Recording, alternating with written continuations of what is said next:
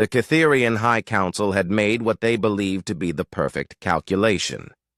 For 3 centuries, they had studied the species that called itself humanity, with the cold precision their kind was known for throughout the galaxy. Humans were physically weak, technologically primitive, and possessed lifespans that barely registered on Cytherian timescales. Yet somehow, these creatures had managed to repel every invasion force sent against their small blue world. The secret, announced Prime Strategist Vexthon to the assembled council, his crystalline form pulsing with confident amber light, lies not in their bodies or their weapons, but in their emotional responses. The council chamber fell silent, except for the harmonic resonance of 100 crystal beings focusing their attention. Vexthon had spent decades analyzing human combat footage, and his conclusions were as disturbing as they were illuminating. When cornered, humans experience what they call desperation, he continued. This emotion triggers irrational behavior. They fight beyond their physical limitations, ignore mortal wounds, and make tactical decisions that no logical mind would consider. It is this unpredictability that has cost us 17 invasion fleets. Elder Zixmora's ancient form flickered with skeptical purple hues. You propose we study this desperation. Better. Vexthon's core blazed with excitement. I propose we weaponize it. 3 months later, the Cytherian Research Station Convergence hung in the void between star systems, its biolaboratories working at maximum capacity. Inside, human. Test subject designated H7741 sat strapped to a neural interface chair, electrodes mapping every synapse in his brain. Dr. Kelnira, the station's chief xenobiologist, monitored the readouts with professional detachment. The human, apparently named Marcus, according to his personnel files, had been captured during a raid on a frontier colony. Standard procedure called for immediate termination, but Vexthon's project had given this particular specimen a stay of execution. Initiating Desperation Protocol 7, Kelnira announced to her team, triggering memory cascade of subject's family unit under threat. Marcus's vital signs spiked immediately. His brain chemistry shifted in ways that fascinated the Cytherian scientists. Adrenaline, norepinephrine, and dozens of other compounds flooded his system. His muscles tensed against the restraints with enough force to crack the reinforced bindings. Remarkable, whispered assistant researcher Hickstal. The biochemical response is creating a 347% increase in effective strength output. And look at these neural patterns, Kelnira added, her form shifting to excited yellow-green. The logical centers are being overridden by pure emotional drive. He's quite literally fighting beyond reason.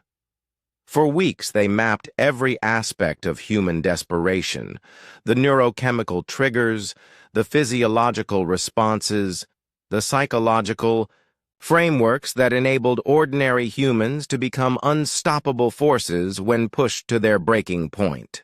They documented how a human mother could lift a 2-ton vehicle to save her child, how soldiers could continue fighting with fatal wounds, how civilians could charge armed opponents with nothing but improvised weapons. The breakthrough came when junior researcher Nixvin suggested they could synthesize the emotional state artificially. If we can replicate the neurochemical cascade in our own warriors, we could create an army of logically minded soldiers with human-level desperation response. Vexthon was ecstatic when the proposal reached him.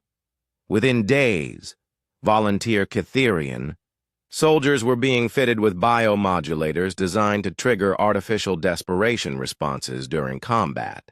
The first field tests exceeded all expectations. Catherian warriors fought with unprecedented ferocity, their crystalline forms blazing with borrowed human emotion. The invasion of Kepler 442b was meant to be the grand demonstration of their success. 12,000 Catherian soldiers, each equipped with desperation modulators, descended upon the human mining colony. For the first time in centuries, Catherian forces seemed poised for total victory, but Vexthon had made a fatal miscalculation. Human desperation, he discovered too late, was not simply an emotional response to be copied and pasted into alien minds. It was the product of millions of years of evolution, carefully balanced by other human traits: hope, love, the ability to recognize when a cause was truly lost. It was tempered by human social bonds, by their capacity for sacrifice, by their deep understanding of what was worth dying for. Catherian minds, for all their logical superiority, lacked these safeguards. The first Catherian soldier to activate his desperation modulator immediately began attacking his own squad mates. The artificial emotion, unleashed in a mind that had never learned to feel, became pure, undirected rage. Within minutes, the entire invasion force had turned on itself in a frenzy of crystalline violence. Captain Sarah Chen watched through her rifle scope as the alien army tore itself apart in the valley below. She'd never seen anything like it. Catherian soldiers, who had always fought with cold efficiency, were now ripping each other to pieces with their bare manipulator appendages. "Command, this is Outpost 7. She radioed back to headquarters. "The invasion force is... well, they're destroying themselves. I don't think we need to worry about reinforcements." Back on the research station, alarms blared as the surviving data from the failed invasion poured in. Vexthon stared at the footage in growing horror as he finally understood the true nature of his mistake. "Shut down all modulator research," he ordered, his form flickering between colors as panic set in. "Destroy the prototypes! Purge the data!" But it was too late. Word of the disaster had already reached the High Council. Within hours, Vexthon found himself standing trial for the greatest military catastrophe in Catherian history. "You gave our warriors human emotions." Elder Zixmora's judgment resonated through the chamber like a death knell, "but you forgot to give them human souls." As Vexthon was led away to exile, he reflected on the bitter irony of his failure. In trying to steal humanity's greatest strength, he had learned that some things could not be taken, only earned through millions of years of evolution, suffering, love, and loss. Meanwhile, on a dozen worlds throughout human space, the story spread like wildfire. The aliens had tried to weaponize human desperation and had destroyed themselves in the process. Humanity's reputation as the galaxy's most dangerous species was secure once again, not because of their weapons or their technology, but because of something far more powerful, the simple fact that when pushed to the edge, humans knew exactly what they were fighting for.